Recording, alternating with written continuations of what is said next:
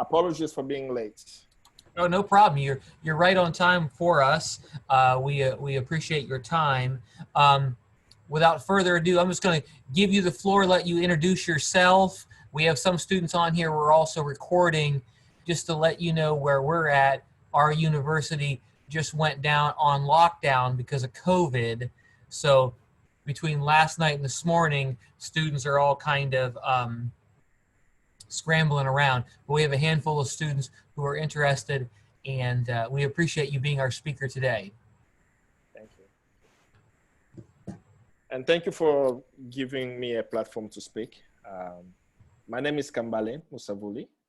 I was born in the Congo, not long ago, 1981. I grew up in that country. It's a very beautiful country. It's right in the heart of Africa, right at the center. It's bordered by 9 African countries. It's the only country on the continent that has 9 bordering nations. It has immense wealth. It has the 2nd largest rainforest in the world after the Amazon. So it's really crucial for the fight against climate change. Every mineral known to, any minerals known to man can be found in Congo. If you can't say it, it's there. Cobalt, coltan, gold, diamond, oil. I mean, you can literally look at the periodic table. You will find a mineral from the periodic table in the DRC. Unfortunately, some of the minerals have been used in the wrong use. The example I can use is, for example, the bombing of Hiroshima and Nagasaki used the uranium that actually came from the Congo. That was through Belgian hands during colonialism. Amongst the many resources that the Congo has, the one that I feel, and I strongly believe is the most important, are the Congolese people.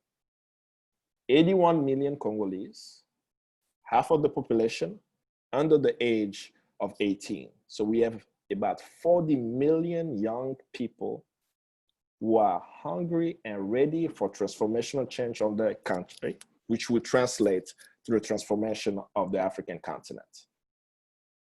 And if you think about even the African continent, the population just share with you, Congo is the 4th largest country by population and on the African continent. And by size, actually, Congo is the 2nd largest African country by size after Algeria. So when you think about everything that I just shared, this is the country I come from. Unfortunately, in 1996, my country was introduced to the world stage through a war of invasion of 2 of our neighbors, Rwanda and Uganda, who invaded the Congo under a pretext. And after 2 decades of war, we are now seeing that the central reason of why we have this war in the DRC is the control of its mineral wealth. If you have to think about historically what was happening in 1996 in the United States, there was a very interesting boom in technology, the cell phones, right? In 2001, there was another boom in technology, Xbox and PlayStation. And this technology needs in the West has been the driving force and the fueling force behind the war, in a very simplistic way of explaining why we have a war in the DRC. And I will try to go into detail on the political narrative of that. First, I always want people to know that we wouldn't even be having this Zoom meeting if it wasn't for Congo, because we're using technology devices that has minerals from the DRC in it. So as I shared, I came in the United States as a refugee in 1998, after 2 years of the war. I was fortunate to go to school in Greensboro, North Carolina, Smith High School. That was my high school. I still remember that. But when I went to school, that's when I realized that the United States has magic. I didn't believe in magic until I started high school there. Why? The first day of school, I'm with my dad at home, and then a bus stops in front of the house. I wonder But the buses, I look in the window, it's a yellow bus. I said, okay, that's interesting. And I'm sitting, I'm waiting for them to take me to school. Then they say, oh no, this is your bus, you're going home. I'm sorry, you're going to school. So I get confused. I say, wait a minute, there is a bus picking me up from my house to take me to school? I say, yes. So they take me to school. Then I get to my high school, meet the French teacher. He helped me a bit because at the time I did not speak English. Congo is a Francophone country. So when I came to the US, I only spoke French. So he served as my liaison at the school. And we saw Dr. Pember. She was the social worker. She surprised me. She shared with me another magic. She gives me a code and a locker. A code on a piece of paper and a locker. They take me there and she says, in this box, by the end of the day, there will be books that will appear in that locker. And I was confused. I said, no, that's not possible. How can the books just appear? Then I go to class. Every class that I go to, a teacher gives me a book. And the teacher gives me a book by saying that, no, this is the book that you will use for the entire year. So I'm surprised again that a book appeared. And then they tell me that these books that I have, I'll put it in the locker. The third magic that shocked me was during lunchtime. The piece of paper they gave me was a code. And as I say, it's a magic code. So I go to the cafeteria with that piece of paper. I give the paper to the person at the cafeteria. And then surprisingly, she tells me to go ahead. So guess what just happened? They gave me free food. I was shocked that actually at the school, there was a cafeteria where food was provided to the students. And the last magic, which really was the top magic that I saw, was at the end of the school, remember the same bus that I saw in the morning? That same bus showed up again. And surprisingly, that same bus took me home.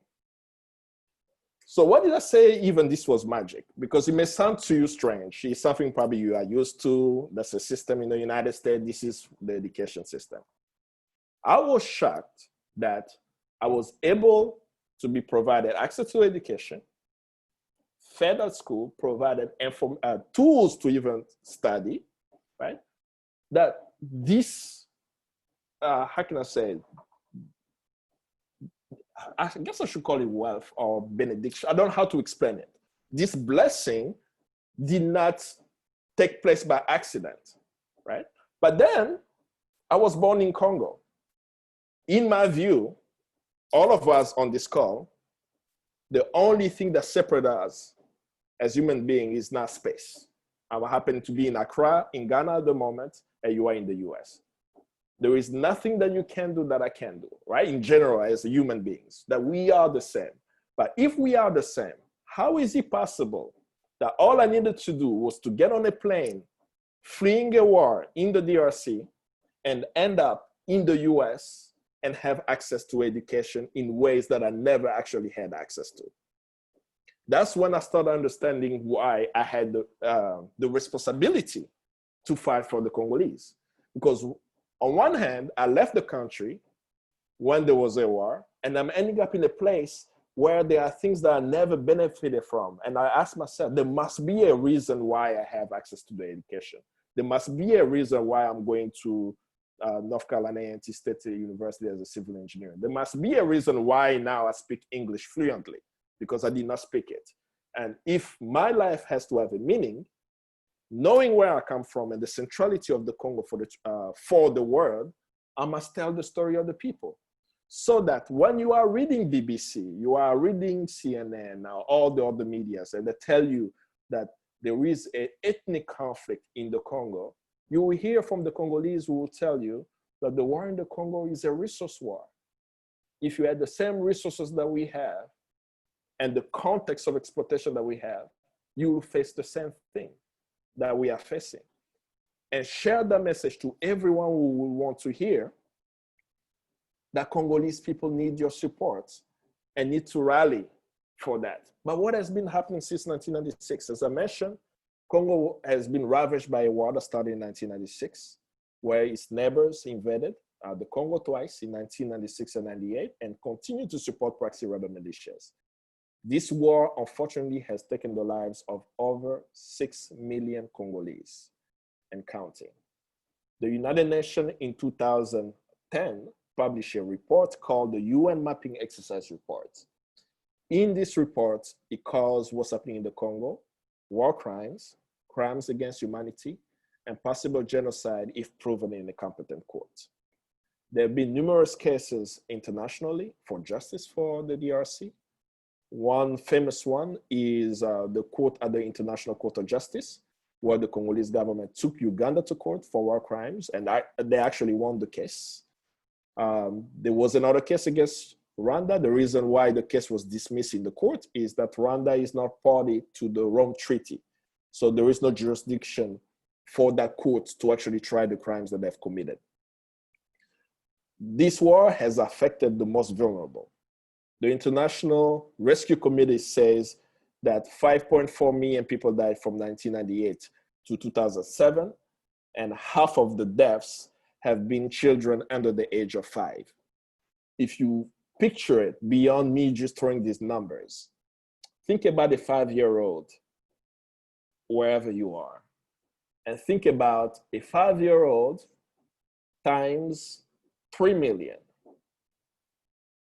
which is a city, right? And this, as I say, half of the deaths have been children under the age of 5. How can we, in modern day, right, technology with Twitter, social media, not have this information available? And why the Congo? This has been the central question that the Congolese have been trying to find an answer to and resolve. But to resolve this answer, we must look at Congo's history. Congo is where it is today because of a historical context of control of its resources. And this started in 1885. In 1885, Western nations, including the United States, sat down in Berlin to carve up the African continent.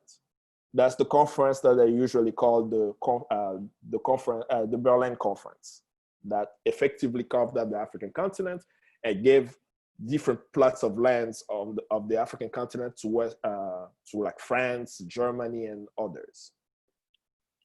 In the process of carving up the African continent, one of the central questions at the Berlin Conference was, who is going to control the Congo? All Western nations agreed that we are not going to give it to a government, but we are going to give it to one man. And Congo was given to King Leopold II of Belgium as his personal property. The way to think about it is think about any individual in the United States owning an island and saying, this land belongs to me. That's really what happened. It was not given to the Belgian government. Congo was given to King Leopold.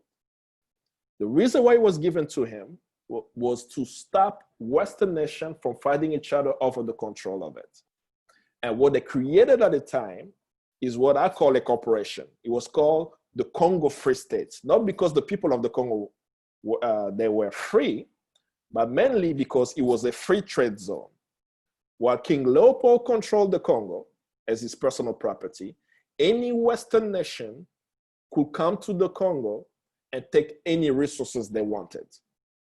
That's actually, if you have time to search online to read the Act of Berlin, you will actually see the name of the signatory. So that's why I always mention Western nation and the United States, because the United States actually took part of the Berlin Conference, and they also signed the act that divided up the African continent.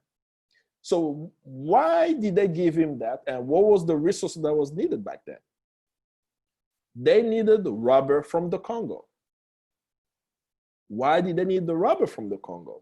During that time, around the world, and particularly in the United States, you had people like Ford, who had just invented the vehicle, the first car. So you needed tires for your cars. And there was this bicycle, the new bicycles, right? You can see the historical pictures from the early 1900s.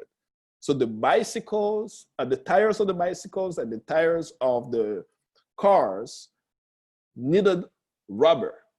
And the rubber at that time came from the Congo. Through the exploitation of rubber in the DRC and the exploitation of the people, back then, according to Adam Hochschild, you can read this book called Leopold's Ghost, 10 to 15 million Congolese people died. So while I'm telling you today, over 6 million Congolese people died, 100 years ago, 10 to 15 million Congolese died because we needed the tires of our cars. But this didn't just happen without people actually mobilizing and organizing. The first global movement of human rights that we know of historically is the movement for the liberation of the Congo to be taken away from Leopold, when I'm speaking about the international movement, right? We had people such as Joseph Conrad, who wrote Heart of Darkness. Sometimes when people read the book, they take it out of the context of why he wrote it. Right? Joseph Conrad was a member of the Congo Reform Association, a group of Europeans who were advocating for returning the Congo to the Congolese people. In that group, you had people like Joseph Kessman, Eddy Morel, and others. Him as a writer said, I have a talent. I can write. I will travel to the Congo and actually write what is happening to the Congolese. So when he writes in the book, horrors, horrors, horrors, the reason why he said this word is to explain the horror of those who are exploiting the people. And how are they doing so? They were, of course, people were killed, people were dismembered if they did not bring, at the end of the day, the quota of rubber they needed. The hand were chopped off if they did not do so. And he saw that and he advocated. But there were others also in the United States who led the charge. You had someone like George Washington Williams. He was a Civil War veteran who actually traveled to the Congo and sent a direct letter to the US president about what was happening. And he's the person who coined the term crimes against humanity. So the first time the word crimes against humanity was ever used was George Washington Williams describing what was happening to the Congolese 100 years ago. You had William Shepard and Lucy Gant Shepard, who also traveled, right? They were from Alabama. They went to the Congo. William Shepard is actually one of the people who took some of the pictures of the atrocities and was sharing that information back. Those who couldn't travel to the Congo to witness what was happening used the talents to do more. Booker T. Washington wrote an article on the situation in the Congo. The article was called Cruelty in the Congo Country. And many others joined. I mean, if you eat the Cadbury chocolate, you should eat that with pride. Because Mr. Cadbury, who was the founder of the factory itself, was a member of the Congo Reform Association, also advocating for the freedom of the Congo. So while the exploitation continued and the mass mobilization took place around the globe, thanks to a report written by Eddy Morel called Red Rubber, Congo was able to be taken away from Leopold on November 15, 1909. Unfortunately, when it was taken away from Leopold, it was not given back to the Congolese. Congo then was given to Belgium, and Belgium took it as a colonized land that they controlled up until 1960. But that didn't stop Congolese from continuing to mobilize for transformation of the country. So there were many different uprisings of Congolese. You have someone named Simon Kimbangu, who spent 27 years in jail, longer than Mandela, fighting for the liberation of the Congo back in the 1920s. And then you had the rise, the mobilization movements of young Africans around that time in the 40s, where they would start demanding the end to colonialism from Ghana all the way to Congo. a rise of one of our leaders, Patrice Emery Lumumba, who was the first democratically elected prime minister of the DRC.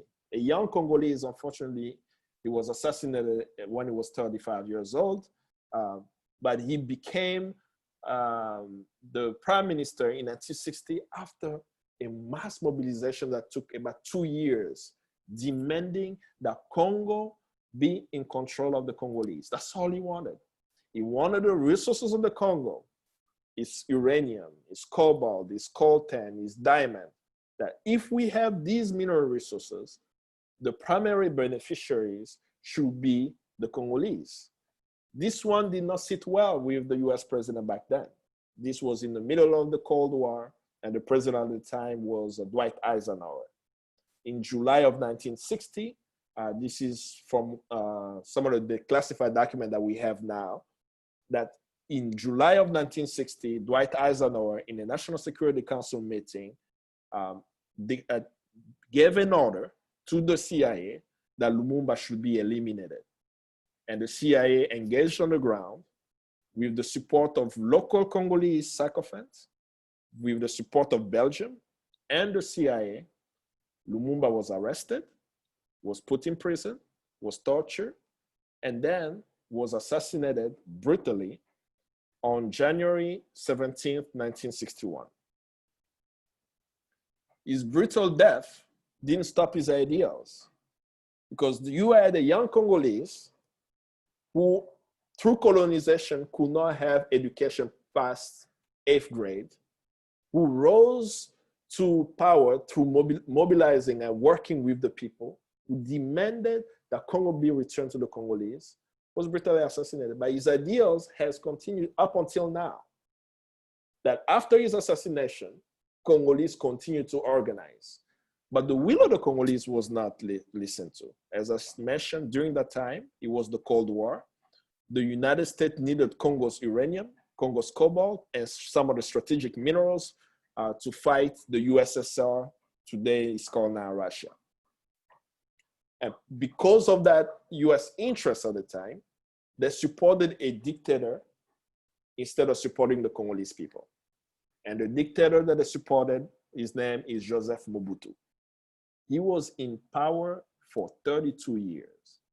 I don't recall any United States president being in power for 32 years. I remember the fuss historically, as I say, I had these free books when I was in high school, where we had to study how American people were frustrated with Roosevelt going more than 80 years because of the war. And that's why they had to set the term limit, because you couldn't just have an open-ended term limit.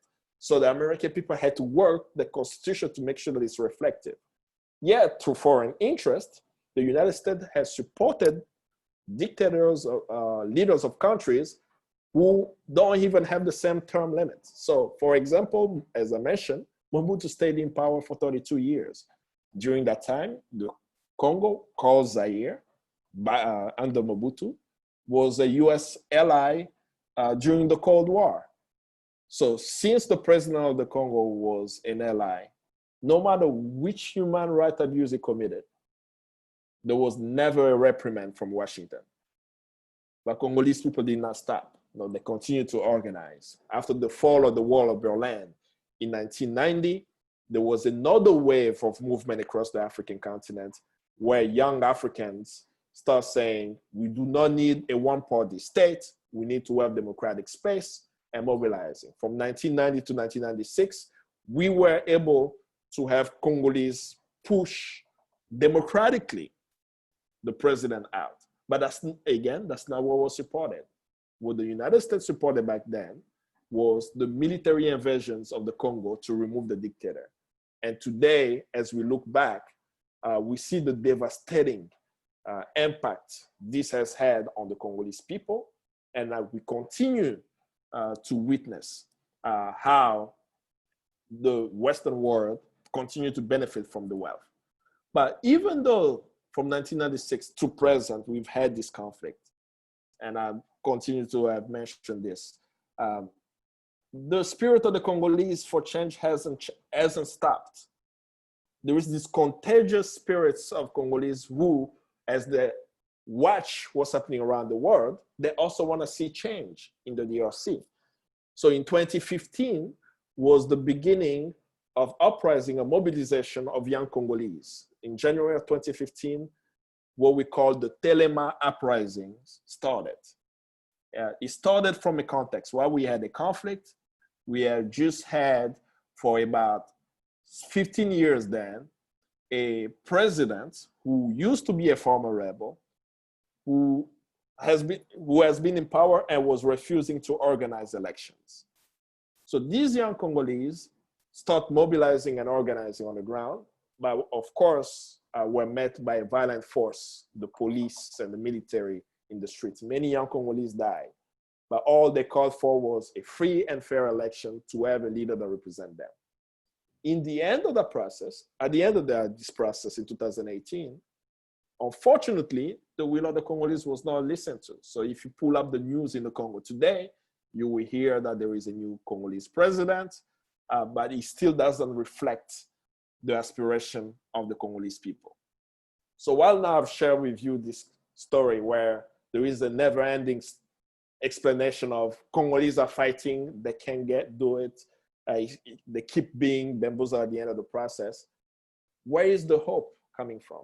Why am I fighting? Why are all the Congolese people fighting? I strongly believe that we've had victories. But the challenge that we face is we don't celebrate our victories. So the same thing I'm sharing with you now is also what I share with young Congolese that we engage with. If you get the context of colonization, that you literally had European nations who came to the African continent and took control of the land and had no plan whatsoever to live. How did they live? In the formal sense of colonialism, right? Young Africans mobilized and were able to stop colonialism, even though he has morphed into something else. That we must remind people that from 1958 to 1960, young Congolese with no guns, with the power of their feet in the streets, forced a power such as Belgians, right? They had the Belgian paratroopers and their weapons. They forced them to give us independence that was ours. That is something to celebrate. When even speaking about the Telema uprising, the former president of the DRC was determined to stay in power. He did not want to organize election, and his term came to an end in 2016. He left in 2018 after the election. So for 2 years, young Congolese forced a system that did not want to listen to their interests. And I can go on and on about the different tactical wins of protests in the streets, national win of getting democracy in the 90s, continental win in terms of the African continent, of becoming independent nation while we're still fighting for economic independence, right?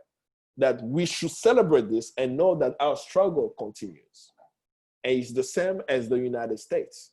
You know, my general understanding of the United States as a melting pot is that there is always a will to create a new United States, a new world, that what we have today is not perfect. And we must strive and struggle for the better. And that same struggle and strive is also happening to them. But it has a connection with you. It has a connection with you, and that's why I will try to now rein in and see if we can have how we can have a conversation is, how can you explain in 2020, for those of you who may follow stocks, I do follow stocks a lot, mainly because of what's happening in the DRC. And there are particular companies that I watch because they are directly connected to the DRC. Tesla stocks around January and February. Tesla is an American company, right? Around January and February, Tesla stocks were $200 a stock, a share. Tesla stock, as of earlier this morning, I checked, was $400. Very, maybe dumb question for me, right? Who is buying Tesla cars during the pandemic? How did the value of Tesla go up? What caused the value of the Tesla brand to start becoming one of the valuable green energy, environmental friendly cars of tomorrow? I will submit to you something that happened in the news that was not even connected to the DRC. To many people, they did not see that. And I've been sharing that with people, that I do not strongly believe that there are people in the United States from January to now who are buying in mass these expensive $70,000 Tesla cars. But what I believe, which is in the news, that Tesla signed an agreement with a mining company called Glencore. A Glencore is registered in Switzerland, right? And that mining agreement guarantees access to Congo's cobalt. Now think about this. There is a mining company called Glencore that controls a mine in Kolwezi in the DRC that has the largest cobalt reserve. Cobalt is the essential mineral used in the batteries of your electric vehicles. Congo today is the #1 producer of cobalt. And over 50% of the world's cobalt used are directly connected to the mine in Kolwezi. And Tesla gets its cobalt directly from Glencore. So anyone who drives a Tesla car has a piece of Congo in it. There is no doubt about it. They have already said so, that their provider of cobalt is Glencore, and Glencore operates in the DRC. So how is it possible that a mining company can have mineral rights to guarantee access to minerals that Tesla need for the next 2 to 3 decades? This happened through odious deals, where mining corporations come and cut deals with governments that do not represent the people. And then when you start looking at the narrative, because one will say, well, the Congolese government signed it. But I will argue the Congolese government does not represent the Congolese people. When the Congolese people went in the street and say that they rigged the election, the United States was the first country in the world to recognize the election as free and fair. So how can we come to the Congolese and say your government signed it when we've been imposed leaders that we did not choose? So the best way to even picture everything that I say, I mean, I went historically, I came current, I went to the mining companies, is to really understand the challenge of the Congolese people.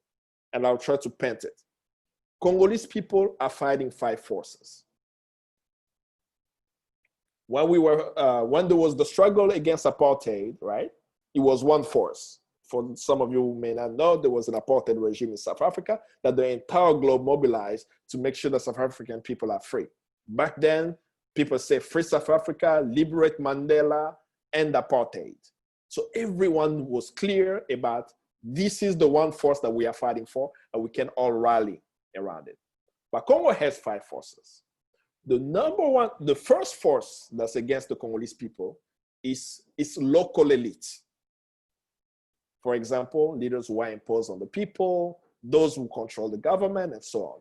I don't think there are more than 10,000. We have 81 million Congolese. I don't think that there are more than 10,000 people. They control government systems that make it possible for a company like Glencore to own a mine and pay less than 10% royalties to DRC, and also have a tax-free holiday, meaning that they're not paying taxes for 15 to 20 years. So local elite is the first force.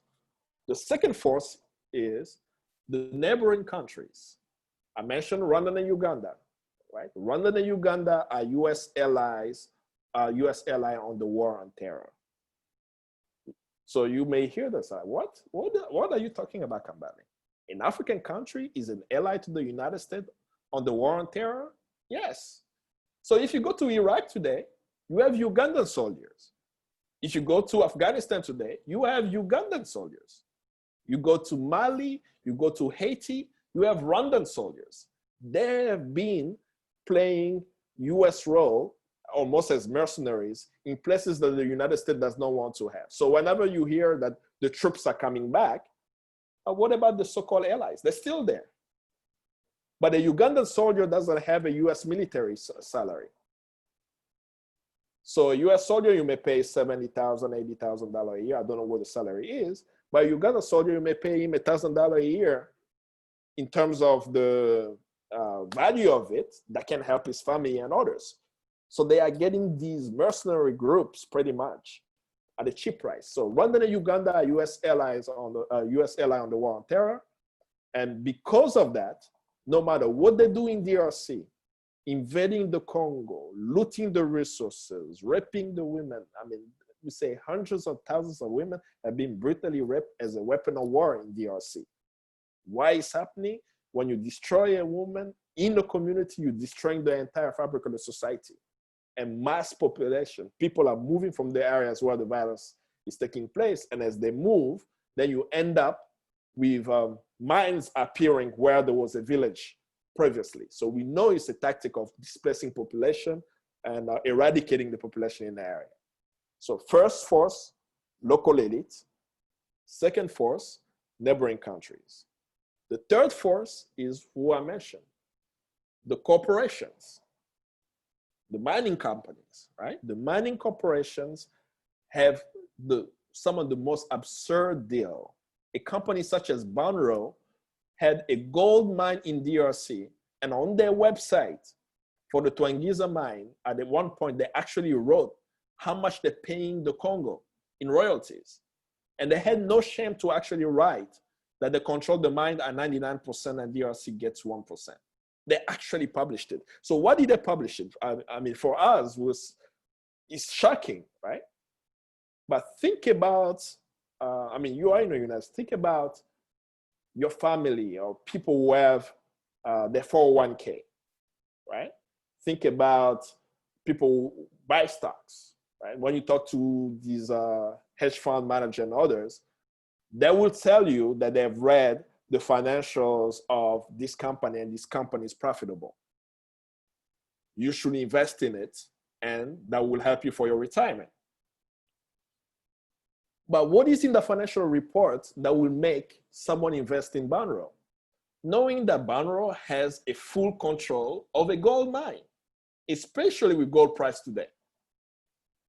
So if the share for Banro is $2 and they have gold, you will buy 1,000 shares and so on, knowing that within 3 to 4 years, it's going to increase because gold price is going up always, right?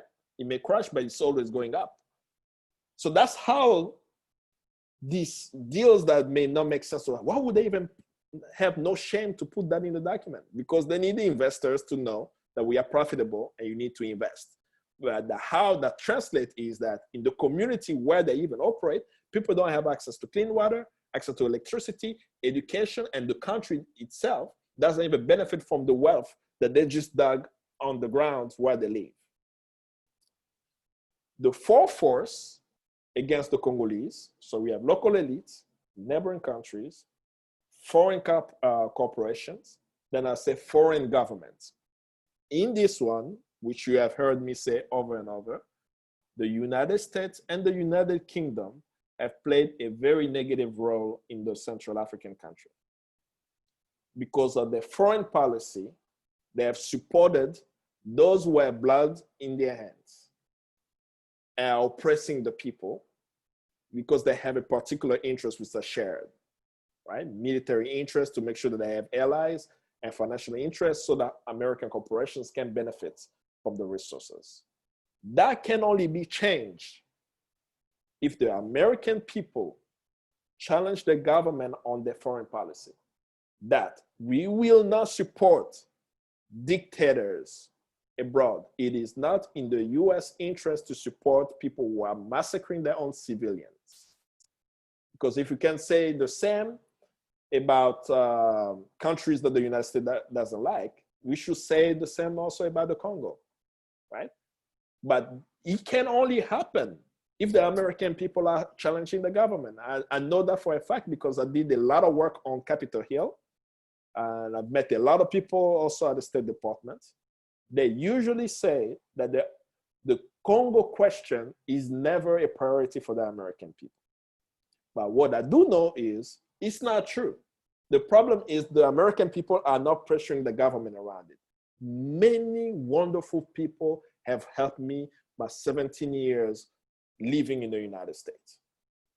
Be it going to school, being working, being advising. They are wonderful. People who have been around me have known about the Congo organized activities. But how now do we build a movement to make Congo a central question that we should not allow the conflict in the Congo to continue and make sure the Congolese can benefit from their land is something that the American people have to do. So that was the fourth force, foreign government. And the last force is the multilateral institutions. I will use the example of the World Bank and IMF. The World Bank and IMF are institutions that have put policies where, for example, in DRC, if we have a problem with climate change with the forest, you have to blame the World Bank and IMF because the World Bank wrote the forestry law of the Congo. The World Bank wrote the mining laws of the Congo.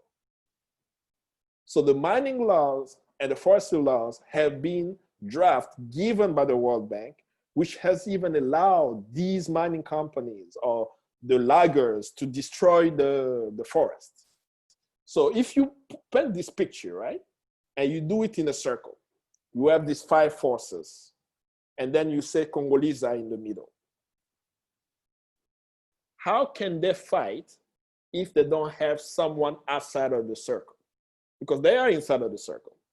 They can challenge their local elites and fight for transformational change. But when they do that, the circle around them, which includes foreign government, and then you see the United States government coming and supporting a leader that they did not elect, then that make them weak in the struggle to determine their affairs.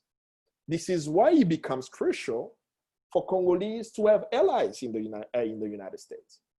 Where while we are fighting for transformational change in our country, we have people who are freedom fighters in the United States saying, I met a Congolese who was very hopeful that his country will be peaceful in his lifetime, that we should not support oppressive regime in Africa. That's a simple task. We should not support oppressive regime. We should not support dictators on the African continent. We should allow the Congolese people to choose their leaders. That's why the global movement is important. That Congolese today are in the struggle to transform Africa. And if they are successful, what does that mean for Africa? Congo has the agricultural capacity today to feed the entire world until 2050, when the world's population is 9 billion people. Right now, we have 7 billion people. Nobody on earth can go hungry if Congo is able to exploit its agricultural capacity, not to just feed the 81 million people, but it can feed the entire world. We are unable to do that. The Congo River alone, right, has the hydro capacity to provide electricity to the entire African continent, Southern Europe, and have a little bit left for the Middle East. But when we take the picture of the globe, most of the time we see that the African continent is in the dark. But just one river in the Congo can provide electricity to the entire African continent. The mineral wealth of the Congo is estimated at $24 trillion, which is equivalent to the United States and Europe's GDP combined. So when we are told that Africa is poor, that Congo is poor, we always have to know we are not poor on the African continent. We are not poor in the Congo. We are impoverished. That means that we don't control our land, we don't control our resources, and we're not benefiting from our wealth. So if Congo is free and it's in the hand of the people, I hope you can join me, and I think I will share this invitation with you. All of you are on the call should know that a very important date is coming up. It's called July 13th, 2031. That day is very significant because it's my 50th birthday. All of you are invited to the DRC that day. The reason why you are invited is I want you to dream of a new Congo. That it is possible through technology that's being used right now with Congo's wealth in it, that you will be so inspired that in the next decade, we will make sure that no deaths happen there. No child goes hungry. Everyone has access to what I had access to. And I shared that with you, that coming to the United States and seeing what was available to me to study is something that I would like to see every Congolese to have, because they have the wealth for it. They don't control it. And I believe we can make that a reality. My last appeal will be this October, the third week of October, from October 18th to the 24th, is Congo Week. Wherever you are, I plead to you to sign up to join the Congo Week campaign. Congo Week has started since 2008.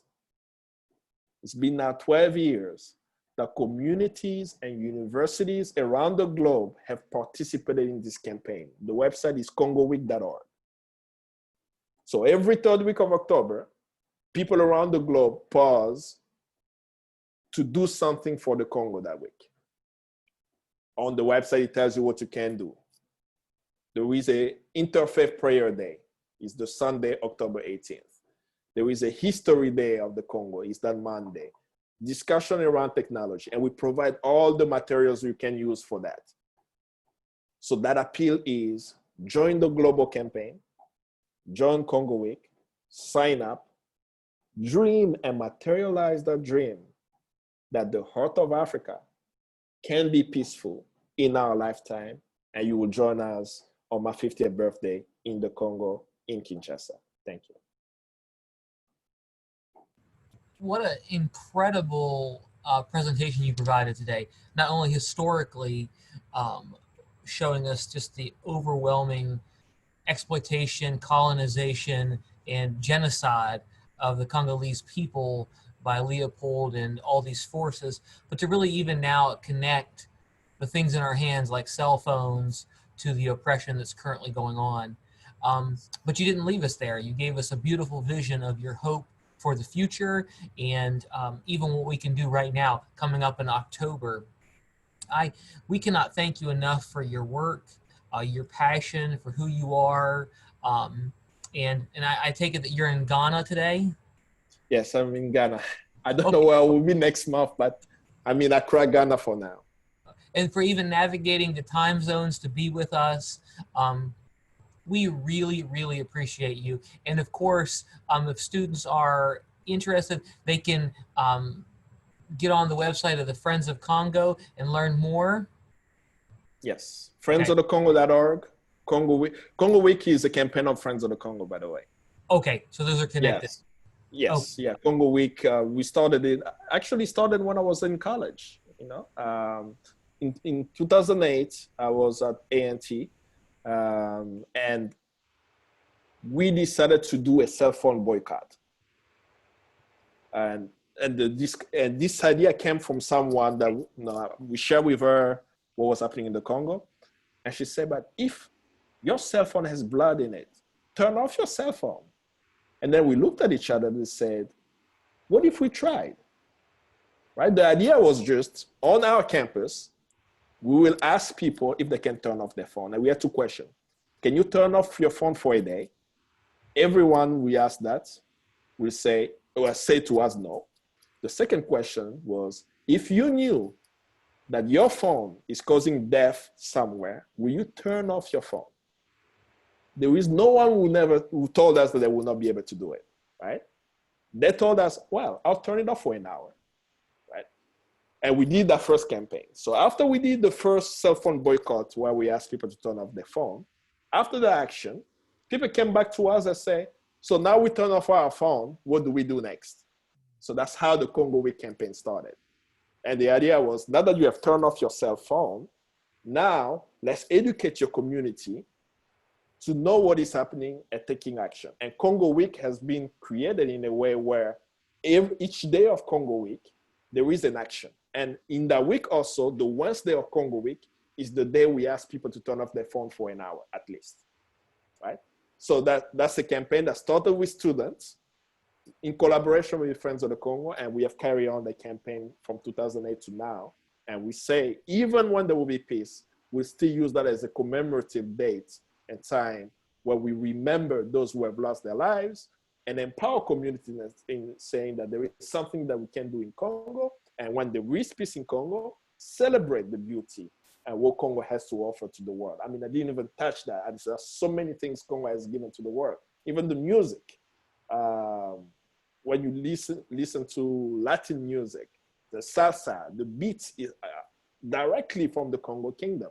And there are so many things that could share about that. So it's how do we celebrate the Congolese right now with the struggle? How do we lift up their story and make sure that it can be freed very soon?